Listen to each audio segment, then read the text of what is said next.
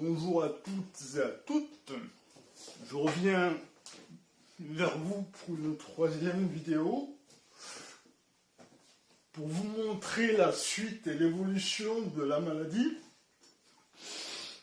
les tenants et aboutissants ainsi que les actions à venir. Comme vous pouvez le constater, la maladie a beaucoup augmenté, passant de dyskinésie tardive à dyskinésie chronique. C'est-à-dire que c'est tout le temps. Tout le temps, ça ne s'arrête pas. Et du matin au soir, du lever au coucher. Et c'est très désagréable pour moi et pour toutes les personnes qui en souffrent. Je rappelle que cela est dû à une prise prolongée de médicaments neuroleptiques, en l'occurrence l'aripiprazole, Abilify.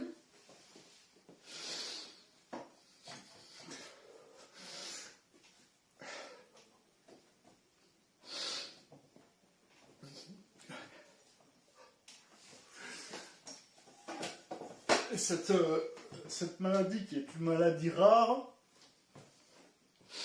est amplifiée lorsque nous nous trouvons dans des situations émotionnelles fortes. Donc, quand les personnes ressentent des difficultés personnelles, ça impacte beaucoup sur leur pathologie, sur leur maladie. Voilà. Alors, à présent, je voulais justement vous informer que, à raison de cette saleté de maladie du Covid, lapsus, saleté de virus, le Covid, voilà, il y en a qui pensent que c'est vrai, il y en a qui pensent que c'est faux, que ça a été inventé, que ça va même pas au Golin, j'en sais rien. Maintenant, le fait est que nous sommes mondialement dans une situation sanitaire d'extrême urgence et que du coup, eh bien, les personnes comme moi, les malades, qui sont en attente d'une lourde opération neurochirurgicale, voient leur rendez-vous décalé, toujours à une date ultérieure.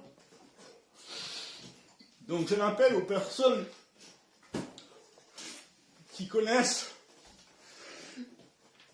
des professionnels qui pourraient m'aider à faire accélérer la procédure, à faire accélérer l'opération.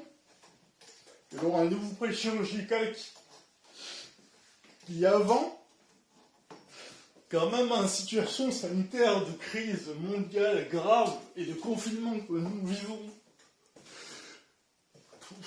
je trouve ça inhumain et inadmissible de laisser quelqu'un souffrir comme cela.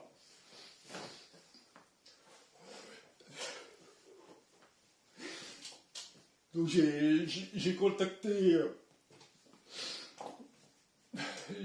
et je suis allé voir déjà deux psychiatres, un neurologue et j'ai essayé de contacter un neurochirurgien. Voilà. Après, je suis bien accompagné.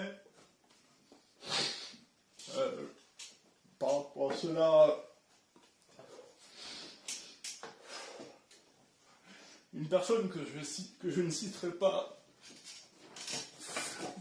m'aide énormément là-dedans, même si elle n'en a pas forcément conscience. Et cette maladie, présentement, que je manifeste devant vous, bien je sais que ça lui fait beaucoup de mal et Et je m'en excuse. Et voilà, je suis pas pour. Enfin, je voulais vous dire aussi que je prévois une fois cet enfer terminé,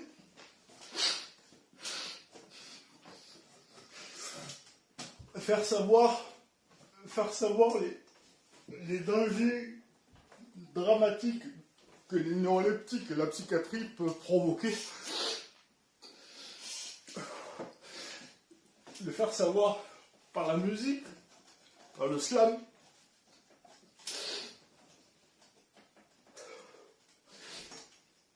et par également la production, la création d'un long métrage, d'un film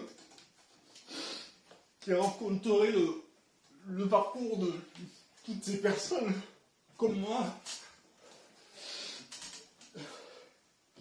qui ont été transformées du jour au lendemain, qui ont été détruites, qui ont vu leur vie détruite, car là nous sommes la rentrée passée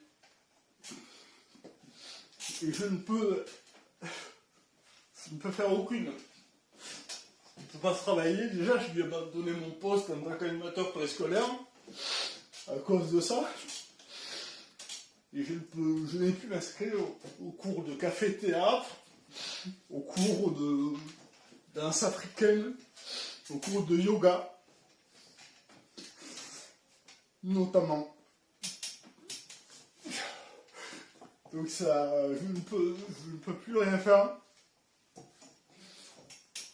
Tout m'est devenu impossible et des meutes de pain une extrême concentration dont je suis incapable, car tous ces mouvements incontrôlés m'épuisent. Je suis clairement prisonnier de mon corps depuis plus de 3 ans.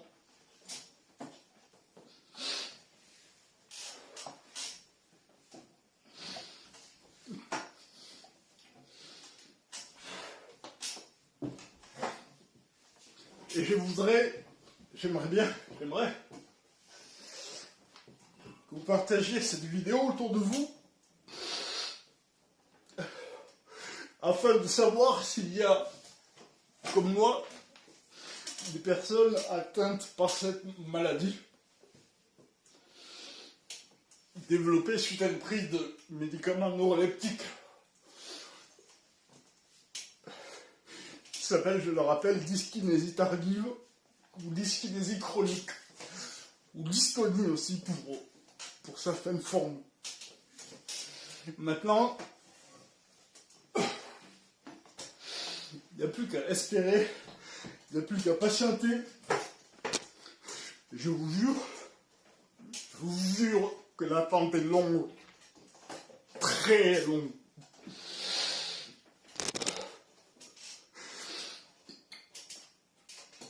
Je vous souhaite un bon courage durant ce confinement et pour la suite.